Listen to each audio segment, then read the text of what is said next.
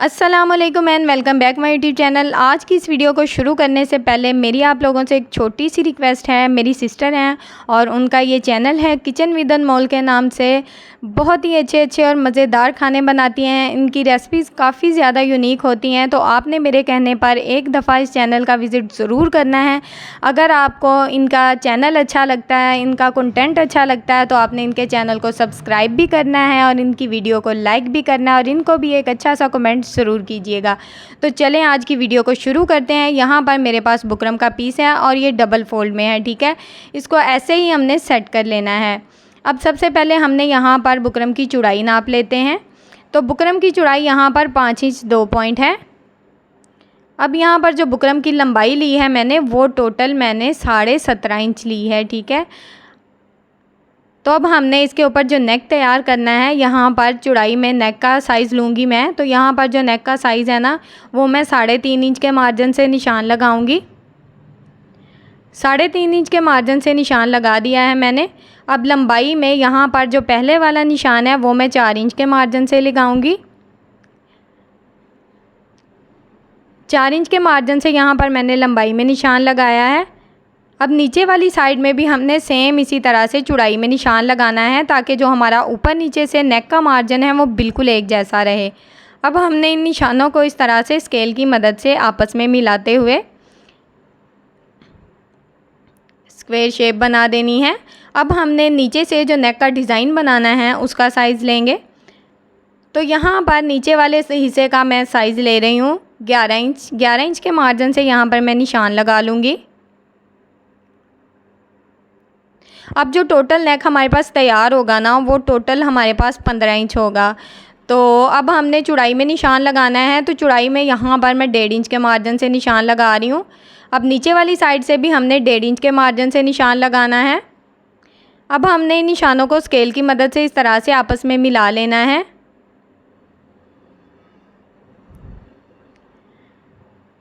इन निशानों को हमने स्केल की मदद से आपस में मिला लिया है।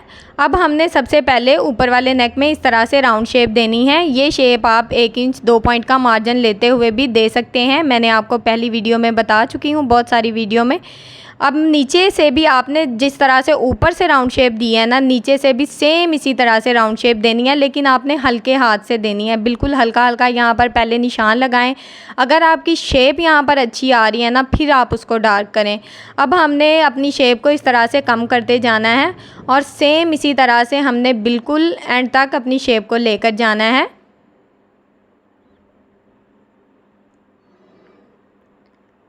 इस तरह से ये निशान हमारे पास आ गया है। अब हम इसको डार्क कर लेंगे। अगर आप हल्के हाथ से अपना निशान लगाएंगे तो आपका जो बुकरम है वो बिल्कुल भी ज़ाया नहीं होगा, मतलब कि आप उसको दोबारा भी लगा सकते हैं। तो यहाँ पर पूरा नेक जो है वो हमने ड्रॉ कर लिया है। अब हमने यहाँ पर एक्स्ट्रा बुकरम का साइज़ लेना है। तो यहाँ पर तकरीबन मैं 1.25 इंच बुकरम का जो साइज़ है वो ले रही हूँ। आप यहाँ पर अपना साइज़ 1 इंच के मार्जिन से भी ले सकते हैं। अब हमने सेम जो अपना नेक ड्रॉ किया है उसके मुताबिक यहाँ पर हमने कटिंग कर देनी है।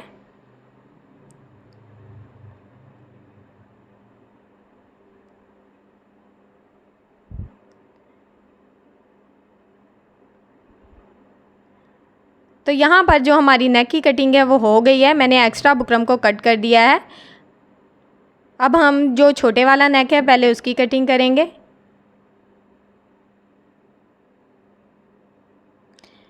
फिर अपने डिज़ाइन की कटिंग कर देंगे।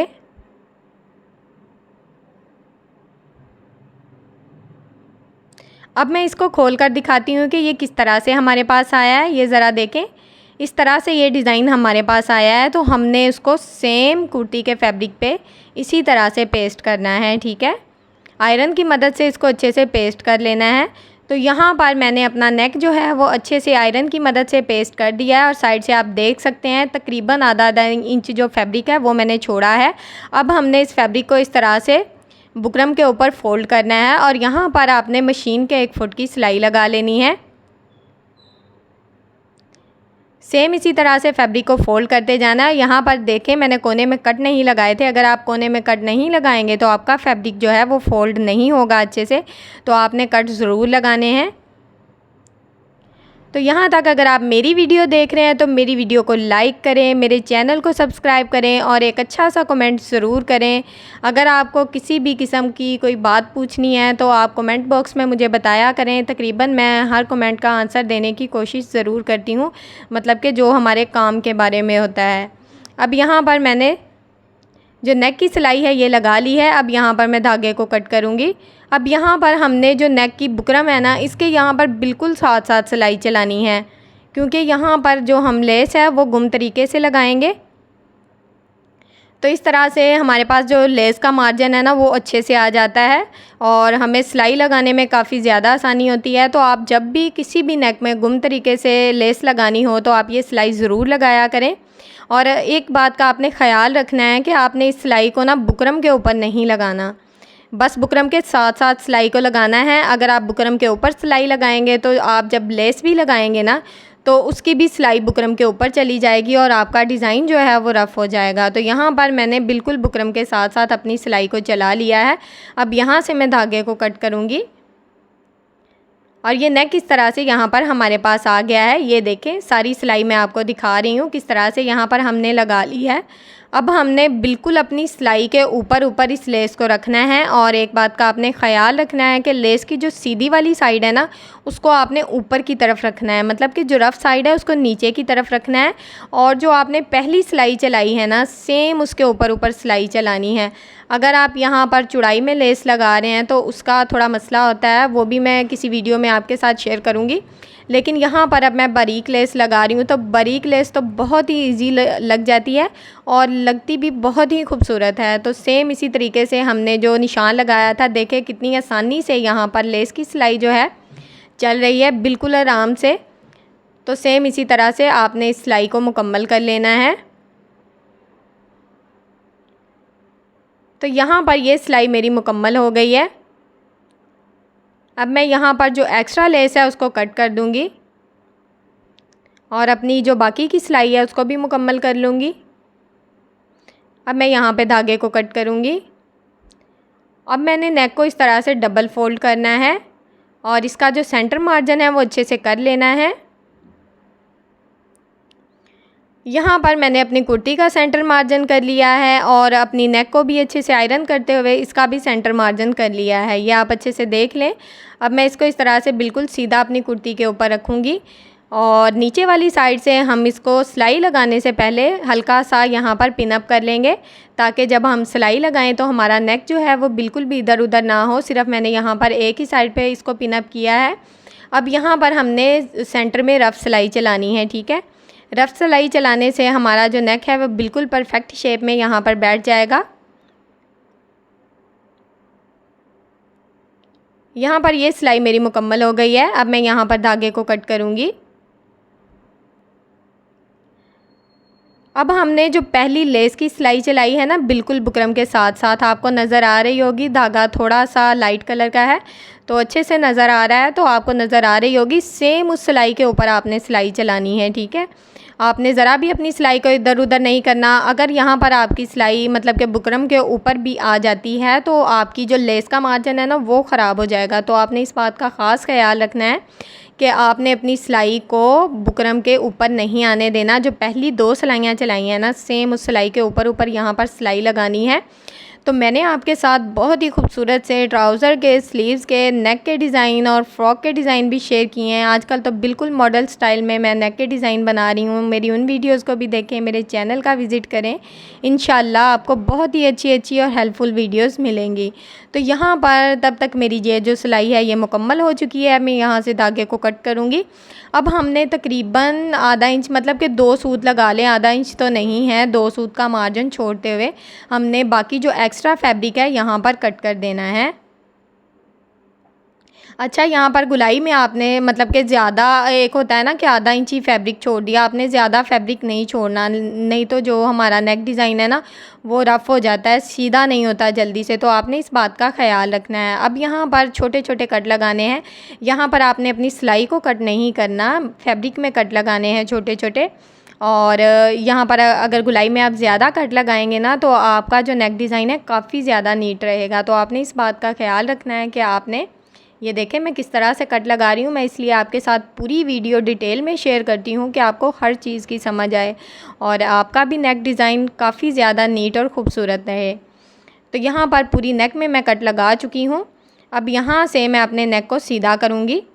तो इस तरह से ये देखें इजीली यहाँ पर जो नेक है हमारा वो सीधा हो गया है। अच्छा, मैं इसको आयरन करके भी आपको दिखाऊंगी कि ये कितना नीट, मतलब कि लेस में कितनी नफासत आती है अगर हम मतलब कि फ़ैब्रिक कम छोड़ते हैं। ठीक है, अगर हम यहाँ पर फैब्रिक ज़्यादा छोड़ेंगे ना तो हमारा नेक डिज़ाइन जो है बहुत ही रफ़ हो जाता है।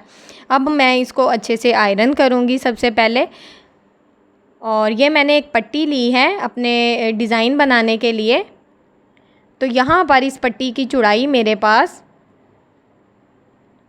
2 इंच है। अब मैंने इस पट्टी को इस तरह से डबल फोल्ड करना है और यहाँ पर सिलाई चला लेनी है हमने।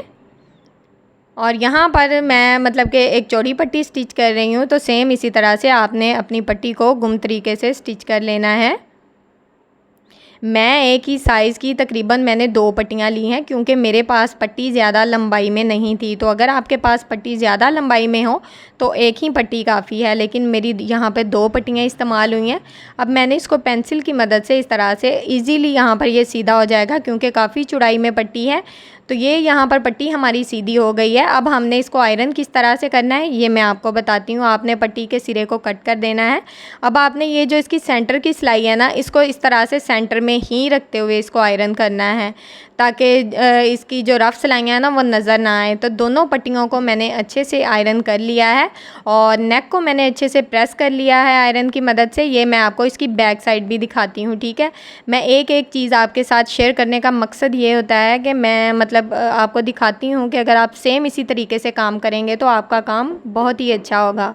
तो यहाँ पर मैंने ये पट्टी ली है और इसके एक साइड पे इस तरह से बुकरम को लगा लिया है और इस पट्टी की लंबाई यहाँ पर मेरे पास 11 इंच है और इस पट्टी की चौड़ाई मेरे पास टोटल 6 इंच है। ठीक है, यहाँ पर आपने एक्स्ट्रा पट्टी लेनी है, मतलब कि थोड़ी ज़्यादा ले लें चौड़ाई और लंबाई में, ताकि जब हम नेक के सेंटर में पट्टी को ज्वाइंट करें तो पट्टी कम ना हो हमारी। अब हमने इसका इस तरह से सेंटर कर लेना है और यहाँ पर हमने सेंटर में इस तरह से सेंटर मार्जिन कर लेना है। सेंटर पे यहाँ पे ज़रूर निशान लगाना है आपने। ठीक है, अब मैंने यहाँ पर ये पट्टियाँ ली हैं और इनकी कटिंग यहाँ पर मैंने पहले से कर ली है। ठीक है, इनकी लंबाई क्या है ये यहाँ पर मैं आपके साथ शेयर कर देती हूँ।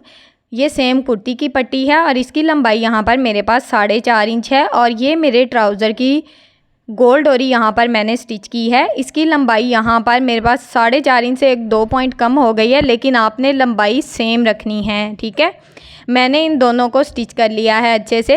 अब ये देख सकते हैं आपके सिलाई जो है वो हमारी सेंटर में आ रही है बिल्कुल।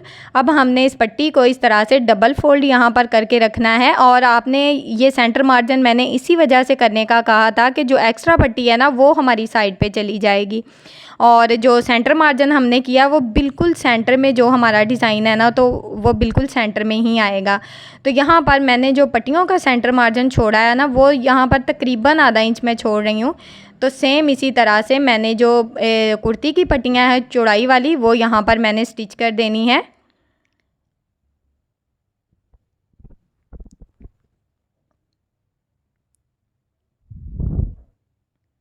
सेम इसी तरह से मैंने इस सिलाई को मुकम्मल कर लेना है।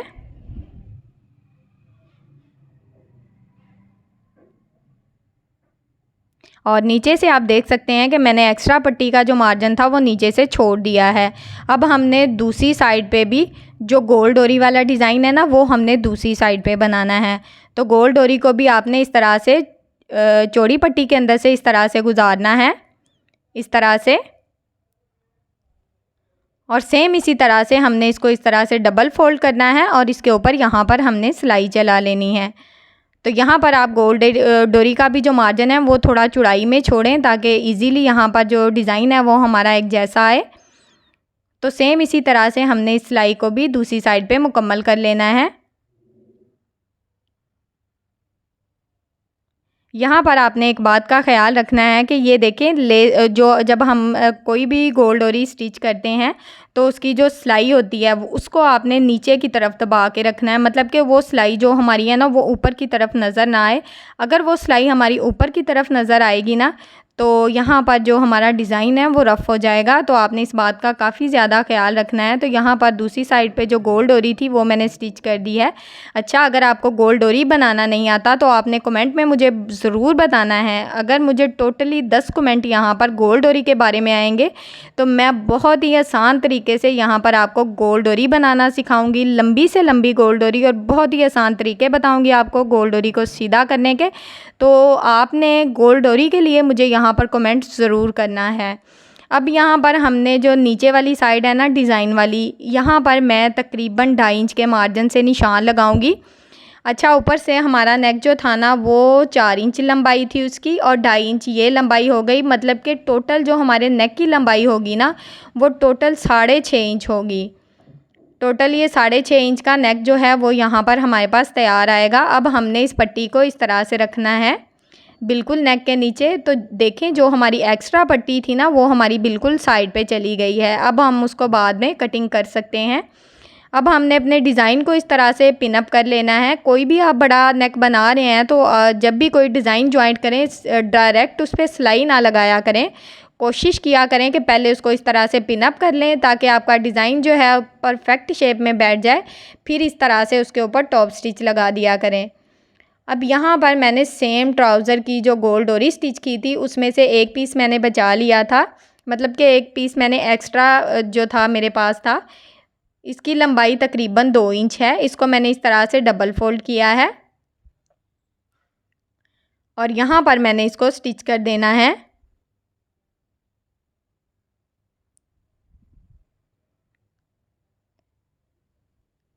और यहाँ पर हमने बिल्कुल आपने इस बात का ख्याल रखना है कि आपने किनारे पे सिलाई लगानी है, मतलब कि ये सिलाई ना तो लेस के ऊपर आए, बिल्कुल नेक की साथ साथ ये सिलाई है। थोड़ा सिलाई को आहिस्ता चला लिया करें ताकि आपका जो नेक डिज़ाइन है वो नीट बने। और सेम इसी तरह से ये देखें मैंने अपने डिज़ाइन को पिन अप किया था तो सिलाई लगाना काफ़ी ज़्यादा मेरे लिए आसान हुई और बहुत ही जल्दी जल्दी ये सिलाई यहाँ पर मेरी चल गई है। और सेम इसी तरह से हमने इस सिलाई को मुकम्मल कर लेना है। अब मैं यहाँ से धागे को कट करूँगी। ये देखें ये नेक डिज़ाइन इस तरह से यहाँ पर हमारे पास आया है। अब यहाँ पर जो डोरी लूप्स लगाया है यहाँ पर मैं इसके ऊपर बहुत ही खूबसूरत सा बटन लगाऊंगी। तो यहाँ पर मैंने इसके ऊपर सेम जो ट्राउज़र का बटन था, मैंने वाइट कलर का बटन रखा तो वो बिल्कुल भी मतलब कि नज़र नहीं आ रहा था, मुझे अच्छा नहीं लगा। तो मैंने सेम ट्राउज़र का बटन ही इसके ऊपर ज्वाइंट किया है और ख़ूबसूरत सा प्यारा सा नेक डिज़ाइन मैंने आपके साथ शेयर किया है। कमेंट बॉक्स में मुझे ज़रूर बताएं कि आपको मेरा ये नेक डिज़ाइन कैसा लगा। अगर आपको मेरी ये वीडियो अच्छी लगती है तो मेरी वीडियो को लाइक करें, मेरे चैनल को सब्सक्राइब करें और एक अच्छा सा कमेंट ज़रूर किया करें, क्योंकि आपके कमेंट्स मेरे लिए बहुत ही हौसला अफजाई का ज़रिया बनते हैं। ओके जी, अल्लाह हाफिज़।